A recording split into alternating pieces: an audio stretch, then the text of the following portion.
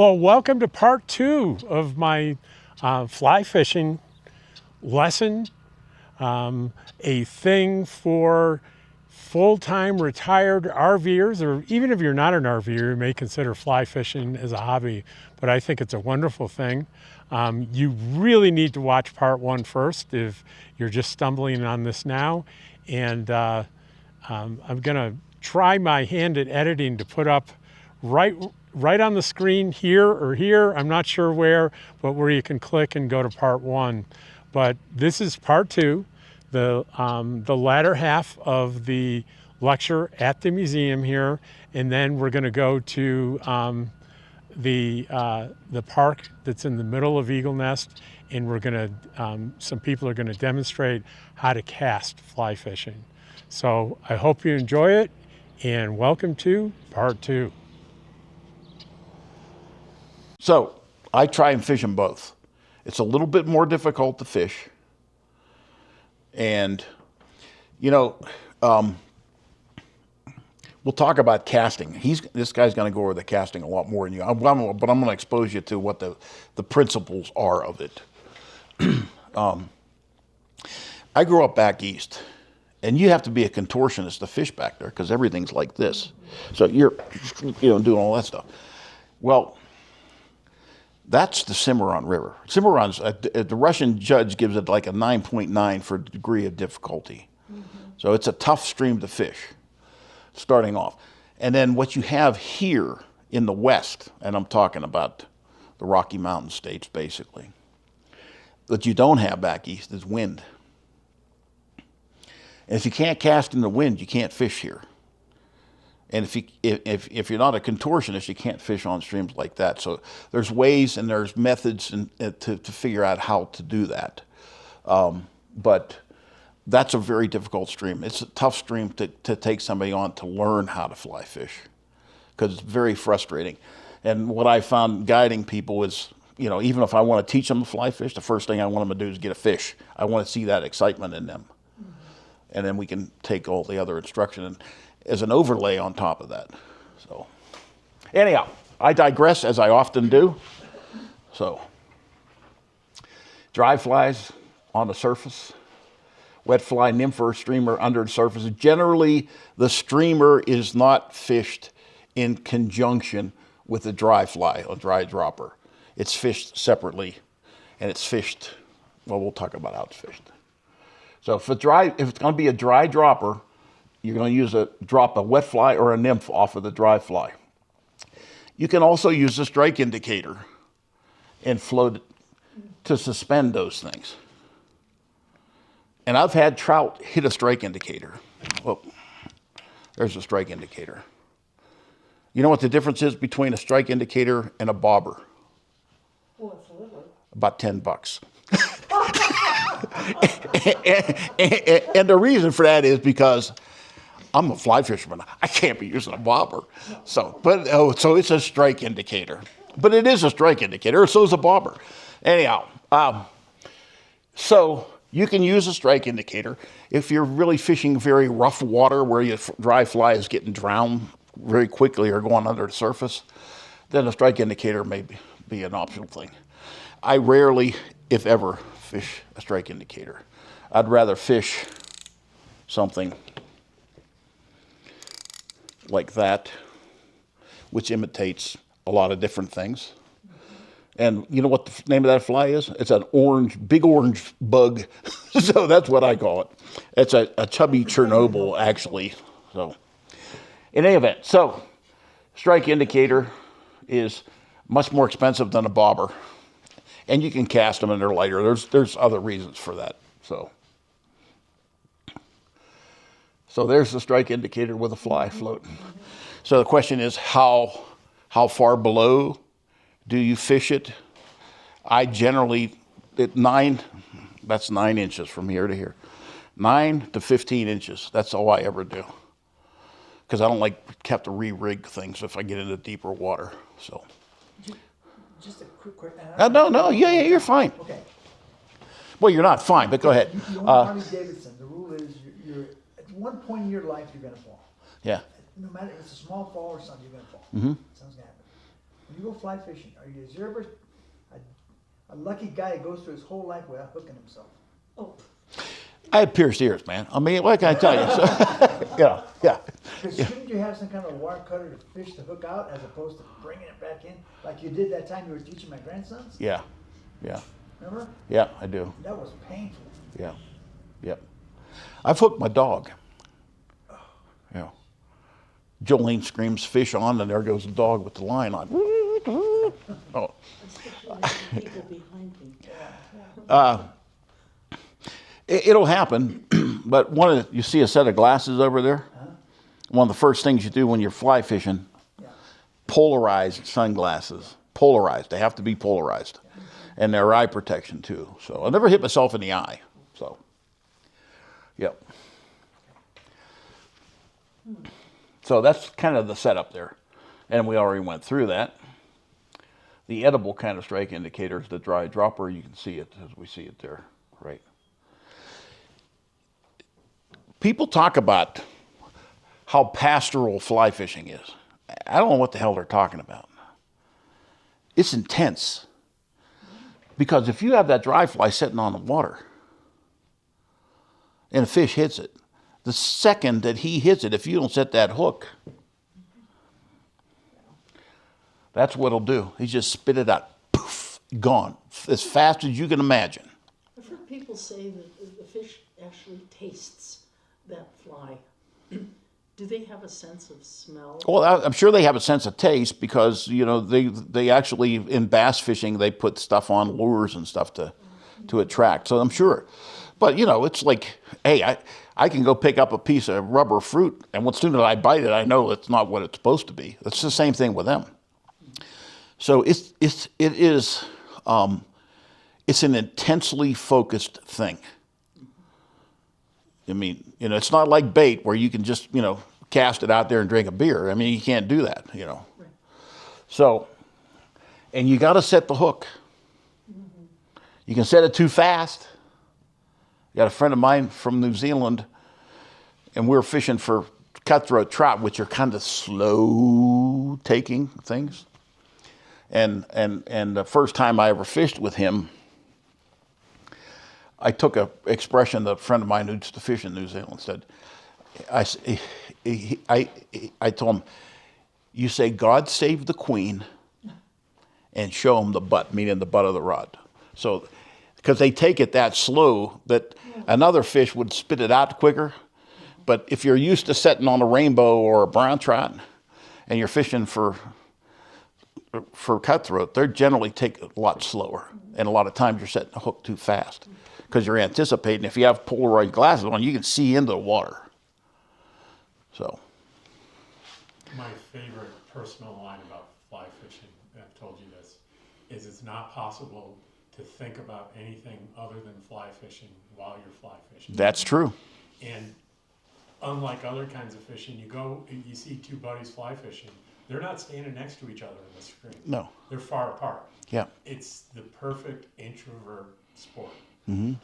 In that sense, so the intensity is true. And my dad used to tell us when we were kids, look up once in a while. Because you get so damn focused down here. You're not, I told my sons, they both fly fish, we're down at the Palisades. I said, stop for a second and look up. And, there's those massive rocks down there. So, and trout don't live in ugly places, by the way. They don't. I bet that's happened more than once. So. A bear or a president? So you got to set a hook. You got to set a hook. When you see a hit, a strike, you got to set the hook.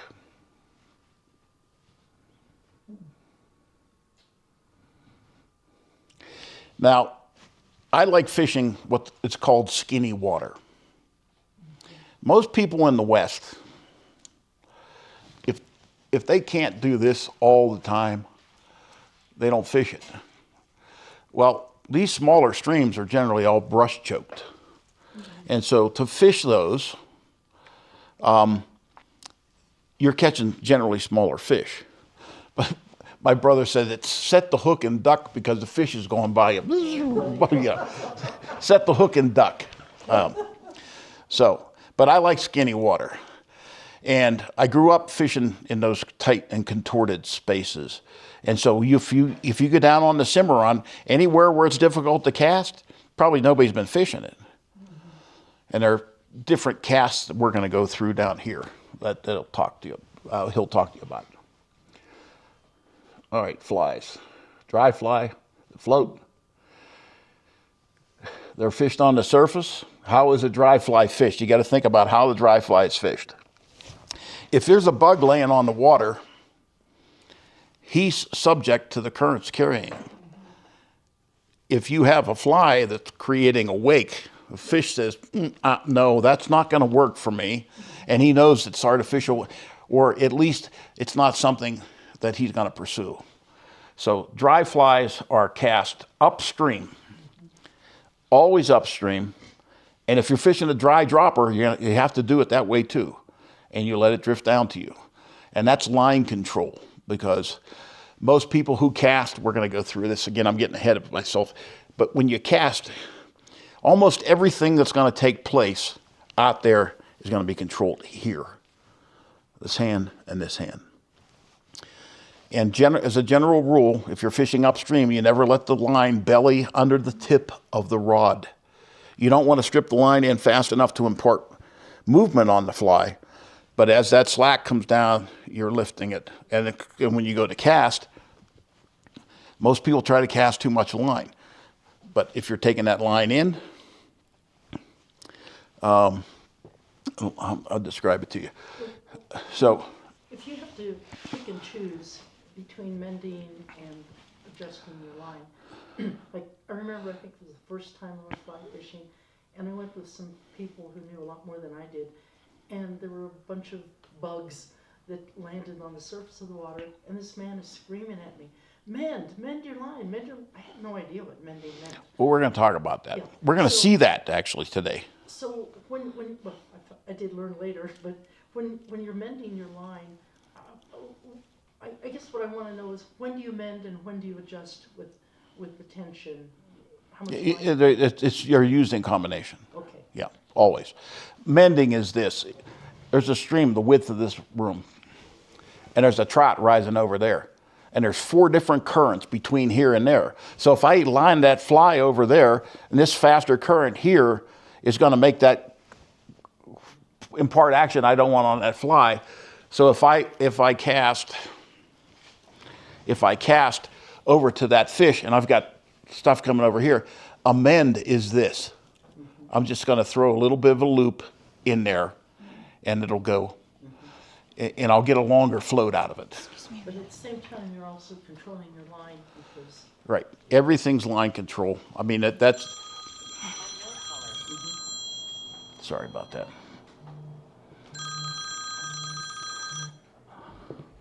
I keep getting calls from this scam likely guy.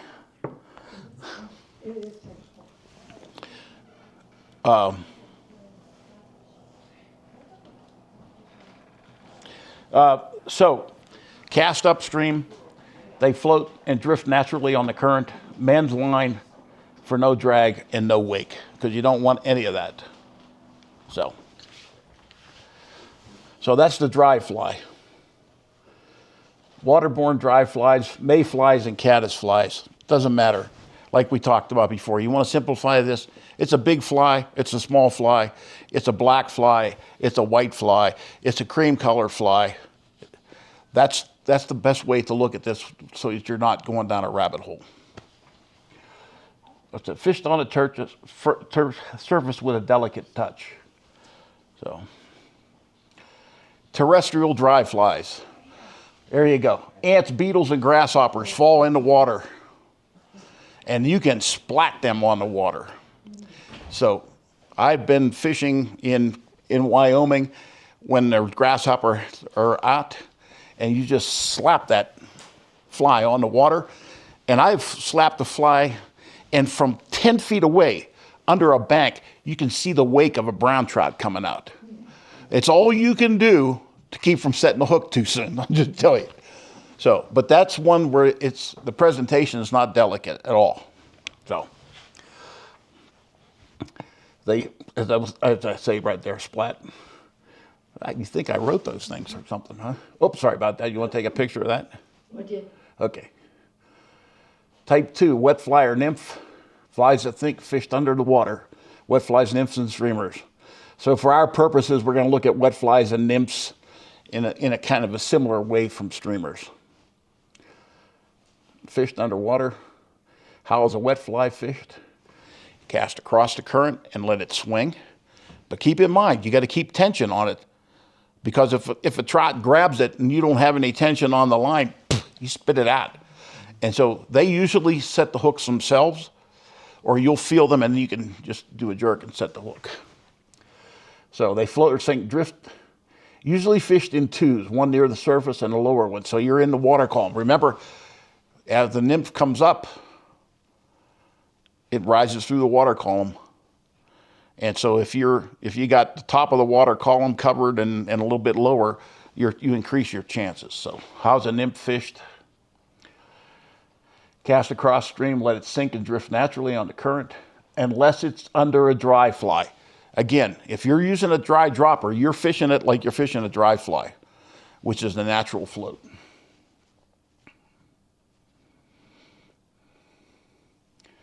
So a wet fly or a nymph generally fish that way, unless it's fished under. So a streamer fly. Just one thing, you mentioned if somebody is a beginner, they should just probably do a wet fly, just one presentation. Yeah, well, I encourage people to fish a dry dropper.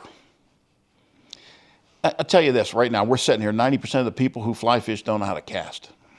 It's true. But they catch fish, so what the hell's the difference, right? But watching somebody who really knows how to cast, it's a thing of beauty to watch it, I think. It's like a aerial ballet, you know. I'm not that guy, so.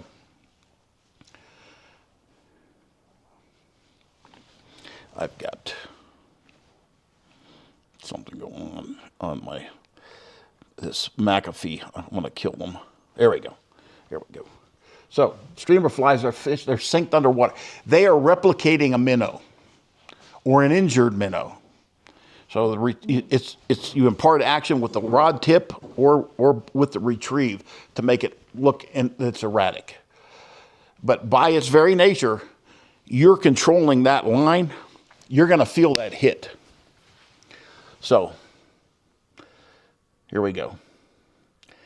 They are violent strikes. If you're fishing a streamer, you know you got a hit, because they will be violent. Lefty Cray, who I mentioned earlier, he said fishing a streamer is like rolling a whiskey bottle into a jail cell.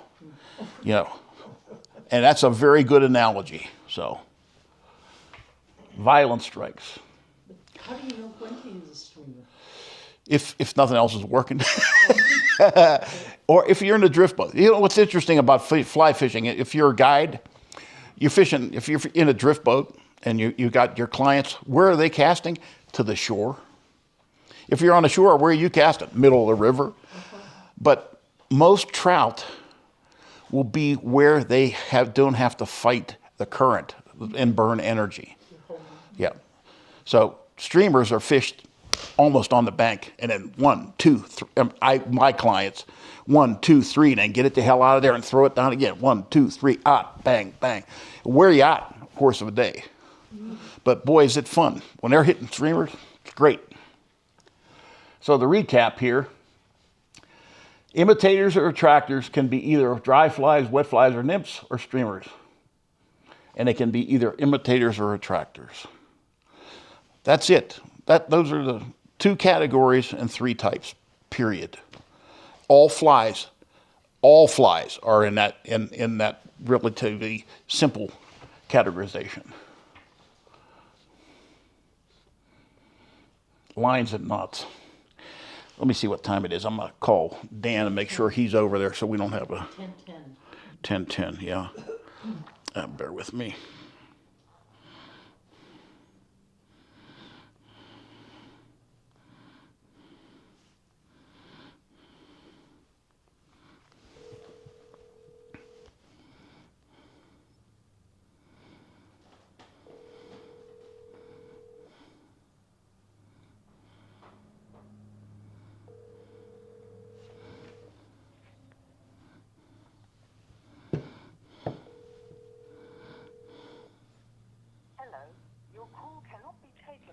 moment, so please leave your message after the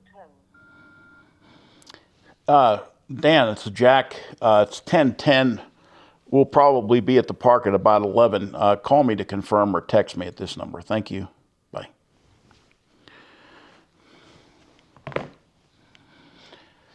All right, lines and knots. Describe what we're seeing here. In all fishing except fly fishing, the lure or the bait carries the line. Just counterintuitive, the line carries the fly. And so the structure, and there are different kinds of lines that float, sink, or partially sink, but we're only going to talk about floating lines because that's what 99% of the people fish. Oh, in this case, 90%. See, I told you I'd lie. There are knots, and you're only going to need to know 4, and you're only going to use 2 of them frequently. So, floating fly line, and then you have a leader, which is this monofilament looking thing here. And the knots that you use to connect it, and then the tippet is at the end of the tapered leader, and that's what's kind of the reusable part of it, and you'll lose some of it when you're tying flies on. So the only 2 you're going to need to know: an arbor knot, like once every 10 years. A nail knot maybe once a season or once every 2 years. But you're going to need to know a surgeon's loop and an improved clinch knot, because you'll use those on a daily basis. Why can't you use a nail knot where you would normally put a surgeon's loop? Because it'll slide off. You can't get the purchase on that. What that nail knot does, it digs into the fly line. I see. Yeah. Okay. You can use a blood knot there, but they're a pain in the ass to tie. So, pain in the rear end for the edit. So, infrequent knots, arbor and nail knots. Arbor backing to the reel, nail tapered leader to the fly line. We'll talk about that. These are the 2 that are most important: the surgeon's loop and the improved clinch knot or clinch knot. So there they are, and that's where you use them. Understand, these lines are tapered, okay? And when we're casting, the taper transmits that stored energy that's in the rod. The weight of the line, come on, damn it. The weight of this line will bend that rod, and it stores the energy. So as you have more line out, you store more energy. So I don't have to move this rod. I just got to let go of that line, and it's gone. But if I'm doing it in combination with this, and I have that, it goes a lot better. Okay, so the purpose of the taper is to transfer all that energy that's stored in here down that taper all the way out to that fly. And Dan is going to go through that if I get a hold of Dan. Otherwise, I'll be doing it down there. And I've taught casting too, so if we get a hold of him. So here's the surgeon's loop.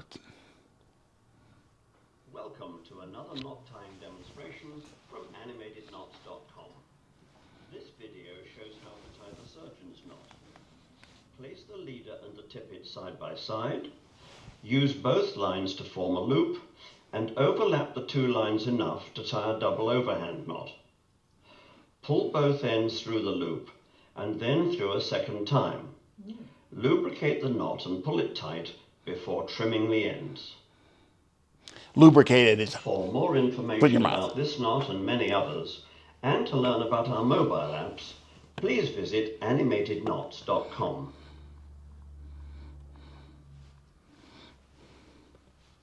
We'll take another look at that. Welcome to another knot tying demonstration from animatedknots.com. This video shows how to tie the surgeon's knot. Stay awake there. Place the leader and the tippet side by side. Use both lines to form a loop and overlap the two lines enough to tie a double overhand knot. Pull both ends through the loop and then through a second time. Lubricate the knot and pull it tight before trimming the ends. You can go weeks and not have to use For that more knot. information about this knot and many others, and to learn about our mobile. When you say lubricate, are you talking about what? Just put it in your mouth. But the actual knot. Yeah, and the reason for that is because the tension, the heat, will lower the tensile strength of the line. Yeah. Welcome to an So tying a clinch knot, that's pretty straightforward, and that's how you're going to tie your fly on. So, and all this stuff's available online. So, and it shows you. This is an improved clinch knot, which is a slight variation on it. Welcome to another knot tying demonstration from animatedknots.com. This video shows how to tie the improved clinch knot. Pass the end of the line through the eye and wrap it around the standing end about 5 complete turns. Then pass the end back through the loop beside the eye and under the final turn. Tighten the knot and trim the end. That's it. The one thing it doesn't talk about is how hard that line is to see if you don't have really great fish. Oh yeah, especially when you're old and blind like me. So. I have a friend who says that by the time you have enough money to go fly fishing, buy other equipment, your eyes are failing. I see guys out there with big old magnifiers to tie their knots. What's the pound weight Well, yeah, of the I line can see that, usually Yeah, sure. that you I would use? do that. Okay, how to fly cast. Let me try Dan again because I didn't speak to him. It's the single most significant barrier to entry because it's counterintuitive for most people who've been used to throwing stuff and have the line go out. So, and as I've said, I think it's a thing of beauty for watching somebody that knows what they're doing. And let me tell you something, you can watch, you watch a fly fisherman make one cast and you know whether he knows what he's doing or not. And whether he's a threat to your fishing. Yeah, this one air.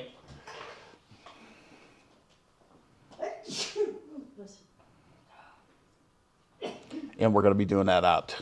So, and as I say, trout can't distinguish between a bad cast or a good one. And I've done that a few times in my life. We talked about this, that the line is actually going to cause the fly it to go where you want it to go.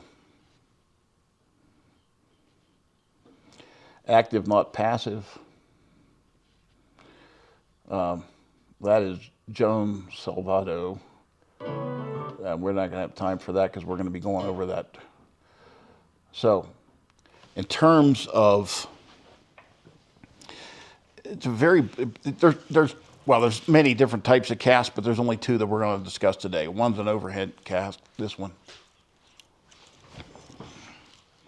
Okay? There's only two purposes for this. Two. One's to dry a dry fly if it's on the other end of it, and the other is to get the line out to where you want so you can go where you want it to go. My dad said, put the damn fly on the water and quit this, So that's an overhead cast. That overhead cast can be this way, this way, this way. It can be back over this shoulder, but that's it. I think a lot of that came from the movie, from Brad Pitt Yeah. just doing this. Are you letting go of line at the same time as you're No, I have. Oh, you're always holding it? Yeah, no, well, I would be, but this is just a cast. Right. And so if you have a good friend, he'll break one of your fly rods and you can make one of these up. Just for a Christmas gift. So, yeah. So it's this. And basically, it's almost, and you'll hear people talk 10 to 2. You don't want to do this because if you do that, that stored energy is not there. It's already dissipated by the time you get back there. So, but I got trees behind me. I can't do this or I'm in the trees. Now what the hell do I do? Yeah. It's called a roll cast. So this is very important to think about this. I can do this, and I can get this to you, Vince, right there. Okay? Or I can bring my arm up about where my eye's at. There's different ways of teaching this. This will form a D, this line and that loop. And I got it right where I had it before. That's a roll cast. I can't cast behind me, but you can't do a roll cast with the line out here. It's got to make a D loop behind you, and then you can cast it. What about the So- length of the line? Let's say you've got 20 feet of line out there. Do you have to use more pressure on that? Yeah, you do. You do. Yeah, yeah. But you learn that you know, and those are the things you acquire. But knowing that fundamental right there, That D. it's a D. I usually tell people bring it up high enough here that usually makes them form that D. Okay, and that line's falling behind you, and there it is. Or I can get it that way. But if I got trees back there, I can't do that. So now I have to do a roll cast, and it gets me the same place. Okay. All right. What about, I was reading in an old fly fishing book that here on the Cimarron, that you should actually fish in the water, not from the bank. You can. I mean, you can do either one. I would not say that. I mean, if you're fishing a spring creek, they don't want you in the water because you're silting water. You're creating issues. Yeah, you can fish. You can fish in the stream if it's a freestone stream. So yeah. So false casting, two purposes: dry the fly and get enough line out. That's it. You can't catch a fish if it's in midair. So false casting, except for those two reasons, you don't do. So fly casting, basic cast. When we fly fish, most of the time we just use a simple basic fly cast. That's the cast we use 90% of the time. This short segment is going to show you. I'm not going to go through these because he's going to do that down there. Fly.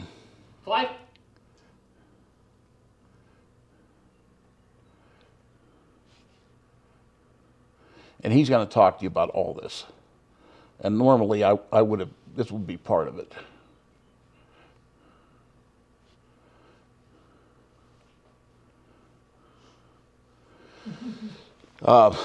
Turn that down.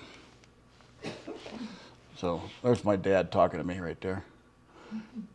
How to select the fly rod, 2 essential types of casts. We talked about that. Indoor fly swatting.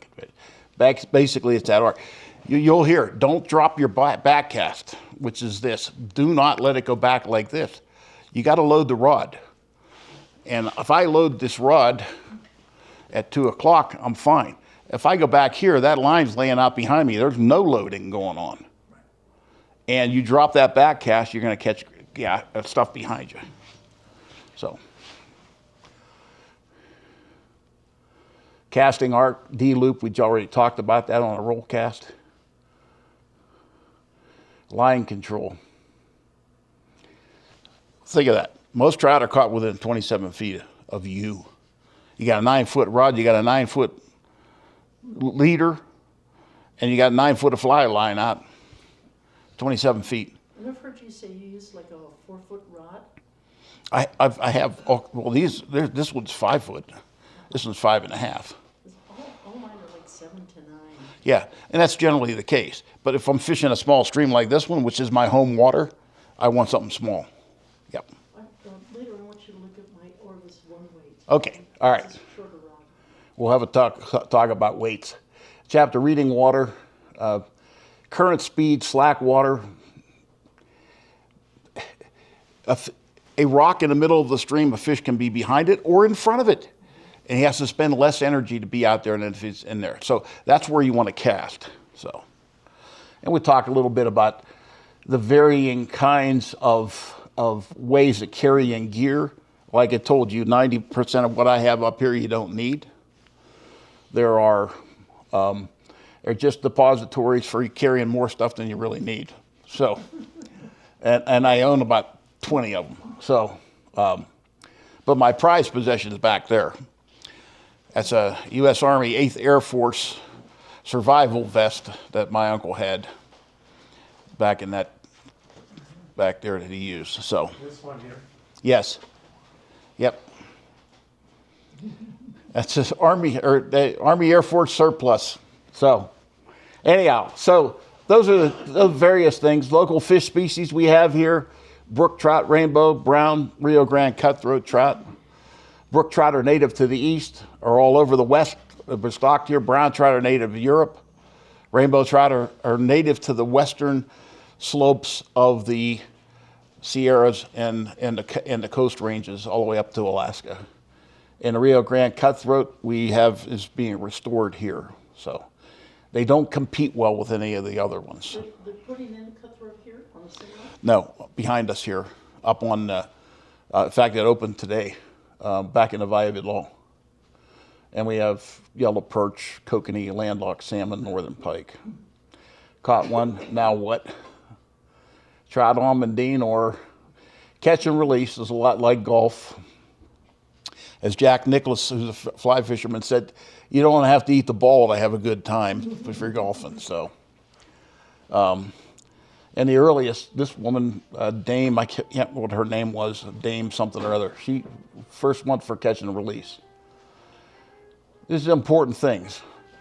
Lee Wolf said, a fish is too valuable to be only caught once. And I agree with that. Ethos of fly fishing.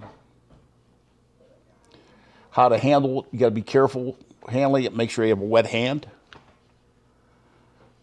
Wet hand what? When you get the fish? Yeah, when you catch the fish, make sure your hand's wet. Otherwise you take the slime off, that's a protective coating. Inside? Yeah. Productive capacity of resources, we already alluded to that earlier. You cannot have somebody going, you could clean, I'm telling you what, 6 people, you could, in the course of a week, you could clean out the fish in this river. Or reduce it so much that it wouldn't have the reproductive capacity it does if we do a catch and release. Wet hands before handling, use a rubber net. Streamside etiquette, don't walk right in and fish right next to somebody else. So, yeah. And we'll play that, and that'll be it. Now nearly all those I loved and did not understand in my youth are dead, even Jesse. But I still reach out to them.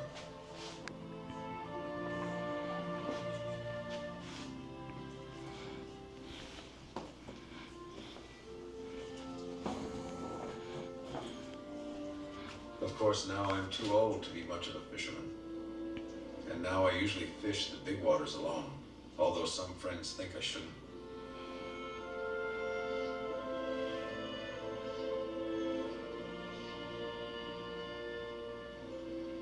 But when I'm alone in the half-light of the canyon, all existence seems to fade to a being with my soul and memories, and the sounds of the big Blackfoot River, and a 4-count rhythm, and a hope that a fish will rise.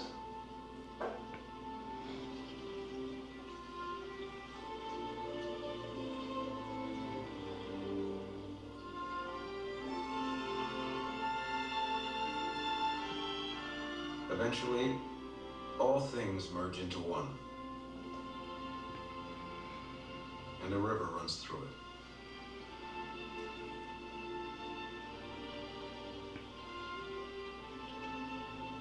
The river was cut by the world's great flood and runs over rocks from the basement of time. On some of the rocks are timeless raindrops. Under the rocks are the words, and some of the words are theirs.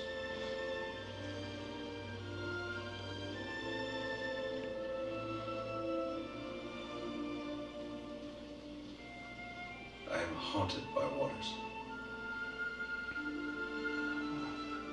And hey, I'm going to confuse you all day long. Good. But we're going to make a lot of sense out of this. But what I'm here to do is to teach you guys how to cast. All right. And we're going to do that. So I have a different approach to this. And it's called having fun. Right. Okay. As a professional, when you're teaching professional fly fishermen how to cast, there tend to be a lot of guidelines and do's and don'ts. Right. But what you're concerned about is fishing. Right. So you don't necessarily need all that. Right. So after you put your line through, Okay.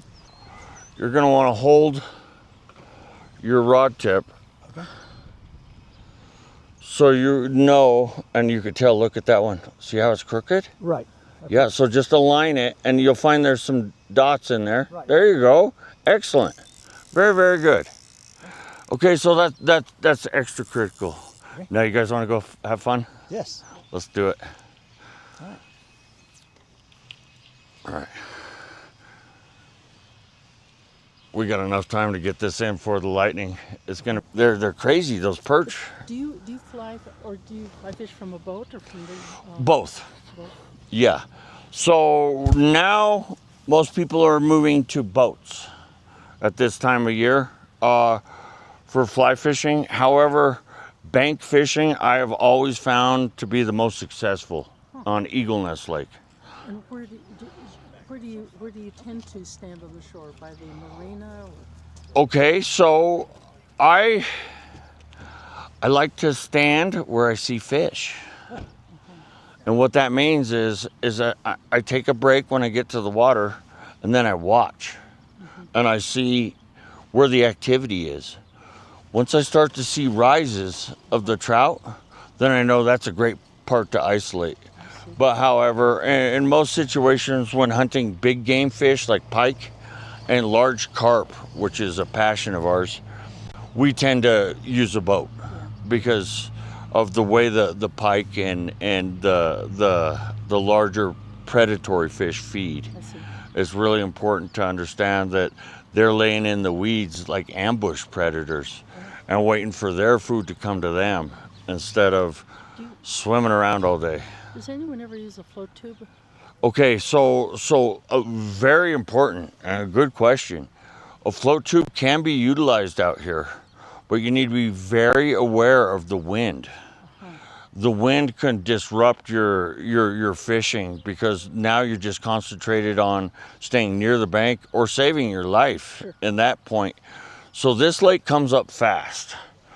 All float tubing is done near the shore, and that's for, in my opinion, safety reasons. The basic fly cast is going to start with no slack in your line, and then we're going to call this starting position, which is 1. When we move, determine the amount of energy that we put in the line system. And it's very critical that you watch your back cast. The minute you start to get complacent and not pay attention, as you throw your line behind the rod, if you're not watching it and developing your own rhythm, and the rhythm is based on the rod that you're using, you might find that line settling towards the ground. Now, we don't have hooks on right now, but when that line settles and you come forward with a fly on, that thing's gone. So the only way we can really gauge our tempo and our rhythm is by monitoring, looking at our back cast. So I'm going to show you a back cast, and I want you to pay attention on my acceleration. I'm going to, as I come up from starting position 1, I'm going to come up and I'm going to accelerate subtly, bend the fly rod, and then come to a rigid stop. That's going to maintain and harness the energy we put in our fly line. And then just a second before that line becomes totally straight, you're going to come forward to the next cast. Let me demonstrate for a minute.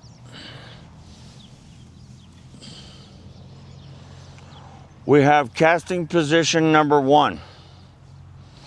So we're going to move, and everybody pretend you're standing next to a clock. 12 o'clock is always straight up. And you've heard it, everybody's watched the movie 10 and 2, right? Well, that is actually a thing. But the 10 o'clock is the most critical, and that comes at stage 3. So I'm going to give you a 4-count rhythm here. 1, 2, 3, 4. Back to resting position. 1, 2, 3, 4. If we do not stop at 3, our line doesn't have a chance to do what we're asking it to do. 1, 2, 3, 4. Your stance, instead of go gun sight, And just turn your waist. you don't turn your waist. Okay. You turn your neck, at Okay. best. Right, okay. So you're going to come up slow with that amount of slack, Right. and then you're going to, like you hit a brick wall, boom, stop at the top. And then let it go there. Stop while the line's bouncing off his car there. Okay. But watch it. So you want that line to straighten out. Okay, so you want me to stop at the top? Yeah, and let it fall, but I want you to watch it Okay. so you can understand how much energy it takes Right. to straighten that line out above you. Now you have got a finesse stroke. So how are you going to fix that? So how are you going to fix it? I see in you, you need to open up a little bit. Look at this. Holding it too tight. Look at that. Did you see that? Watch. Look at how gentle. Look. So this is a new position for me, using the thumb as an indicator. Yes. So when you're coming back, this is naturally going to pull out. That is your instinct to use your wrist instead of locking it up. So your thumb is your indicator. Okay, so I want So to keep that. yeah, so here we go. Check it out. So your instinct, and as fisher people, we like to go Right. throw it. But look here. Yeah, it's on backwards without a doubt. You're keeping that a little. Oh no, don't watch me. Oh. No, don't watch me. I'll confuse you. All right, so watch. Okay. Thumb, clock. I'm going to stop at 12, but the bend in the rod is going to go to 2. Okay. See that? Yes. There's that pause. So it looks like the only articulation is the elbow joint. Everything else is standing. that is the articulation, and the elbow needs to be seated. When you say seated, that's into your ribs. Yes. So This is all neutral. now you're taking it to the next level. But see that how straight that is? Watch Yes. that. Isn't it pretty? Beautiful. Nice cast. There you go. So the whole goal is to get that line to straighten out before it hits the water. There you go. Yes. Oh, okay, I got it. You got it. There you go. Much better. Uh-oh. Don't want to do that. You know what that meant? Yeah. Too soon. Yeah. It tells on you. Oh, it tells on you. Okay. Well, that's good to know. It'll sound like a whip. Yeah. Yep. Very nice. Really nice. That feel good? Yeah, it does. Well, that concludes part 2 in our whole series on fly fishing. I hope one of you decide, or a couple of you decide, hey, this is something I might want to take up, because you can do it into your 60s, 70s, 80s, 90s, maybe 100. You're not going to be restricted by physical limitations as much as many, many other activities. And it gets you outside, it gets you healthy, and it's a wonderful, wonderful full-time RVer hobby. I hope you enjoyed this video, and I will see you all on the next one. Take care.